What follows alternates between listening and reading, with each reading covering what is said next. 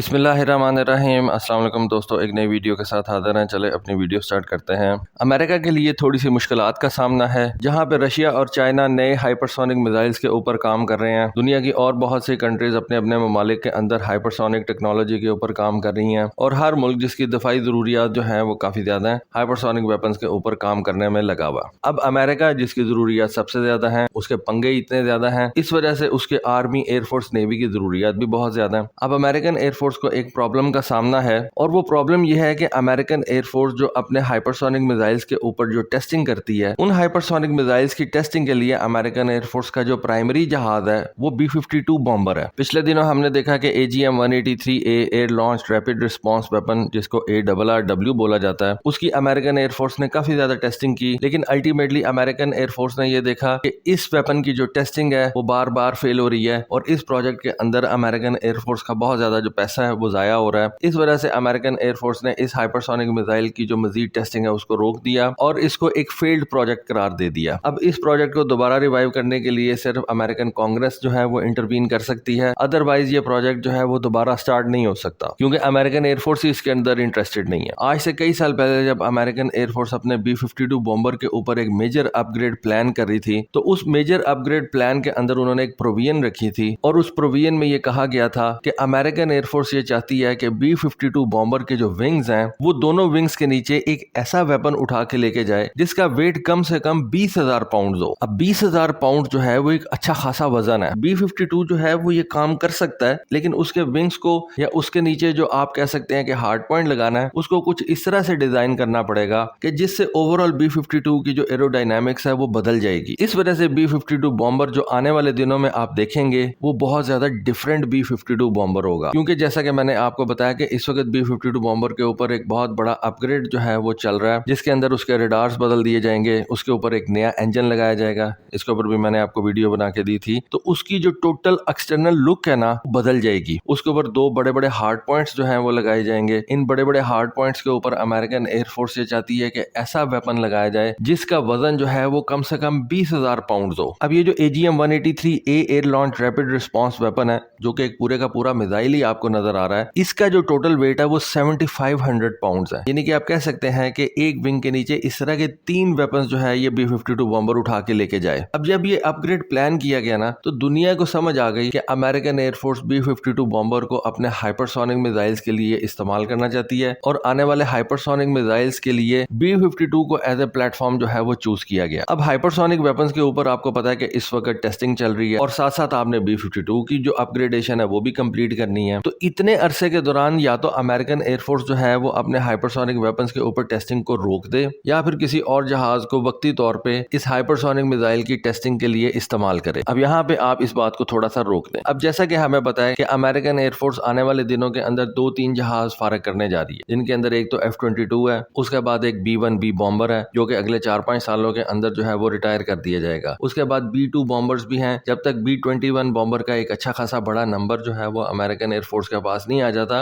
B-2 bomber operational रहेंगे, लेकिन जब B-21 बॉम्बर्स जो हैं वो एक अच्छे एडुकेट नंबर के अंदर आ जाएंगे, तब अमेरिकन एयरफोर्स इस B-2 बॉम्बर को रिटायर कर देगी। B-1B बॉम्बर उन्होंने वैसे ही रिटायर कर देना है, क्योंकि इस वक्त उसकी जो जरूरत है वो अमेरिकन एयरफोर्स को नजर नहीं आ रही। लेकिन B-52 बॉम्बर जो इस वक्त अपग्रेड होने जा रहा है, उसके अपग्रेडेशन के दौरान जब वो अवेलेबल नहीं होगा, तो उस वक्त अमेरिकन एयरफोर्स ने अब ये डिसाइड किया है कि हम अपनी जो हाइपरसोनिक की जो टेस्टिंग है वो B-1B बॉम्बर से करवाएंगे, और इस वजह से B-1B बॉम्बर्स को हाइपरसोनिक मिसाइल की टेस्टिंग के लिए सिलेक्ट किया गया है। B-52 बॉम्बर की जो अपग्रेडेशन है उसके बारे में कहा जाता है कि ये तकरीबन 2035 तक कंप्लीट की जाएगी। तो ये जो तकरीबन 11-12 साल का जो अरसा है, इस अरसे के दौरान अमेरिकन एयरफोर्स ने ये डिसाइड किया है कि वो B-52 बॉम्बर के जो सारे काम है वो B-1B बॉम्बर से लेगी। अब एक मैं आपको बात बता दूं कि जो B-1B बॉम्बर है ना, वो इस तरह से डिजाइन ही नहीं किया गया कि वो सारे काम कर सके जो इस वक्त अमेरिकन एयरफोर्स B-52 से लेती है। B-1B बेसिकली एक सुपरसोनिक लो फ्लाइट करने वाला स्ट्रेटेजिक बॉम्बर है, जिसको एक बिल्कुल अलग पर्पस के लिए तैयार किया गया था, जबकि B-52 जो है वो बेसिकली एक हाई फ्लाइंग और सब सोनिक वाला स्ट्रेटेजिक बॉम्बर है। तो दोनों के जो मकासद है वो डिफरेंट है, लेकिन वक्ती तौर पे अमेरिकन एयरफोर्स को B-1B बॉम्बर की अब जरूरत पड़ गई है। बोइंग कंपनी जो इस वक्त इन दोनों जहाजों को जो है वो देख रही है, B-52 बॉम्बर भी और B-1B बॉम्बर भी, तो आप कह सकते हैं कि उसके लिए एक बड़ी अच्छी खबर है। और B-1B बॉम्बर जिसकी टोटल जिंदगी अमेरिकन एयरफोर्स ने अगले चंद सालों के अंदर खत्म कर देनी थी, उसको एक नया रोल जो है वो असाइन कर दिया जाएगा और इस नए रोल के लिए इस बॉम्बर की जो लाइफ है वो तकरीबन 10-12 साल बढ़ जाएगी। और ये बोइंग कंपनी के लिए एक अच्छी खबर है। एक तो वो अपने B-52 बॉम्बर के ऊपर भी काम करती रहेगी, उसकी अपग्रेडेशन भी करती रहेगी। अपग्रेडेशन के बाद आपको पता है कि उस जहाज की लाइफ 30-35 साल और बढ़ जाएगी और इन 10-12 सालों के अंदर जो अमेरिकन एयरफोर्स ने अपना B-1B बॉम्बर खत्म कर देना था, रिटायर कर देना था, इस वजह से उसकी लाइफ जो है वो भी आप कह सकते हैं कि 10-12 साल बढ़ गई है। बेसिकली ये जो B-1B बॉम्बर को एक नया रोल मिलने जा रहा है ना, इसके अंदर बोइंग कंपनी का एक बहुत बड़ा हाथ है। कुछ साल पहले बोइंग कंपनी ने अपने इस बॉम्बर के ऊपर एक नया LAM पाइलॉन जो है वो तैयार करके लगाया था, तो उन्होंने अपने पैसों से लगाया था। इस LAM पाइलॉन के ऊपर बोइंग कंपनी ने खुद से जो है वो रिसर्च की थी और उसको तैयार करके तो इस B-1B बॉम्बर्स के ऊपर लगाया था। और इसको लगाने का मकसद ही ये था कि आप B-1B बॉम्बर के हार्ड पॉइंट्स के ऊपर मुख्तलिफ किस्म के वेपन्स जो है वो लगा सकें। ओरिजिनली ये जो B-1B बॉम्बर के जो एक्सटर्नल हार्ड पॉइंट्स थे, इनको इस वजह से तैयार किया गया था कि ताकि इनके ऊपर लॉन्ग रेंज वाले nuclear armed air launch cruise missile जो है वो रखे जा सकें। लेकिन फिर मैंने आपको बताया कि B-1B बॉम्बर जो है उसको रिटायर करना पड़ गया और B-1B बॉम्बर की ये जो न्यूक्लियर डिलीवरी की ड्यूटीज थी उनको खत्म कर दिया गया। तो B-1 बॉम्बर के ये जो हार्ड पॉइंट्स थे इनकी कोई जरूरत ही नहीं रही। लेकिन बोइंग कंपनी ने फोरसी करते हुए इन हार्ड पॉइंट्स के ऊपर एक नया LAM पाइलॉन तैयार किया। इस LAM पाइलॉन के बारे में वो कहते हैं कि इसको आप लीगो के तौर पर इस्तेमाल कर सकते हैं। जैसे कि आपको पता है कि लीगो से आप कुछ भी शक्ल वगैरह बना सकते हैं। एक लीगो होता है, आप उसको किसी भी तरीके से इस्तेमाल करके उससे घर बना सकते हैं, उससे आप जो है वो मुख्तलिफ किस्म की शेप्स बना सकते हैं। तो इस तरह से बोइंग कंपनी ने इस LAM पाइलॉन को भी इस तरह से डिजाइन किया था कि इसके ऊपर आप किसी भी किस्म का वेपन जो है वो उठा के लेके जा सकते हैं, जो आज उनके काम आ रहा है। और आज इस पाइलॉन की वजह से B-1B बॉम्बर जो है वो अमेरिकन एयरफोर्स इस्तेमाल करने जा रही है, जितनी देर में उनका ये B-52 बॉम्बर अच्छे तरीके से तैयार नहीं हो जाता। अब एक B-1 बॉम्बर के नीचे 6 LAM पाइलॉन्स जो है वो इंस्टॉल किए जा सकते हैं और इन 6 LAM पाइलॉन्स के नीचे अमेरिकन एयरफोर्स 12 फ्यूचर के हाइपरसोनिक क्रूज मिसाइल जो है वो लगा सकती है। या इस तरह के 6 LAM पाइलॉन्स के ऊपर 5000 पाउंड के GBU-72 बंकर बस्टर बॉम्ब जो है वो लगाए जा सकते हैं। अब ये तो बात होगी इन 6 पाइलॉन्स के ऊपर आप किस तरह के हैवी वेपन्स जो है वो लगा सकते हैं। इसके अलावा अगर अमेरिकन एयरफोर्स ये समझती है कि इन पाइलॉन्स के ऊपर आप छोटे बॉम्ब्स लगाएं, तो इन LAM पाइलॉन्स के ऊपर आप 48 GBU-39 स्मॉल डायमीटर बॉम्ब्स भी लगा सकते हैं। इस तरह के एक पाइलॉन के ऊपर आप 8 GBU-39 SDB जो है वो लगा सकते हैं। तो ये पाइलॉन्स इन बॉम्बर्स को एक नई जो है वो लाइफ देते हैं और इन पाइलॉन्स की वजह से जो इन हार्ड पॉइंट्स के ऊपर लगाए जाएंगे, जो B-1B बॉम्बर के हार्ड पॉइंट्स के ऊपर लगाए जाएंगे, अमेरिकन एयरफोर्स के पास काफी ज्यादा जो है आप कह सकते हैं कि चॉइस आ जाएगी कि वो हैवी वेपन भी लगा सकती है और लाइट वेपन भी लगा सकती है। हैवी वेपन जो हैं वो थोड़ी तादाद में लगेंगे, लाइटर वेपन जो हैं वो काफी ज्यादा बड़ी तादाद के अंदर लगाए जा सकते हैं। और उसके अलावा B-1 बॉम्बर की जो अपने 3 इंटरनल वेपन्स बे हैं, उनके अंदर आप अलग से जो है वो वेपनरी या एमुनिशन जो है वो उठा के लेके जा सकते हैं। तो लगता ऐसे है कि B-1B बॉम्बर की जो जिंदगी है वो वापस उसको मिल गई है और अगले 10-12 साल तक ये जहाज जो है वो दोबारा खबरों में रहेगा, जब तक ये B-52 बॉम्बर का अपग्रेड कंप्लीट नहीं हो जाता। आप आने वाले दिनों के अंदर जो खबरें हैं वो B-1B बॉम्बर के ऊपर जो है वो सुना करेंगे। तो दोस्तों ये है आज की वीडियो, ये थी आज की इन्फॉर्मेशन। होपफुली आपको आज की वीडियो, आज की इन्फॉर्मेशन पसंद आई होगी। कमेंट सेक्शन में अपनी राय से जरूर आगाह कीजिएगा। आज के लिए बस इतना ही। Thank you. Allah Hafiz.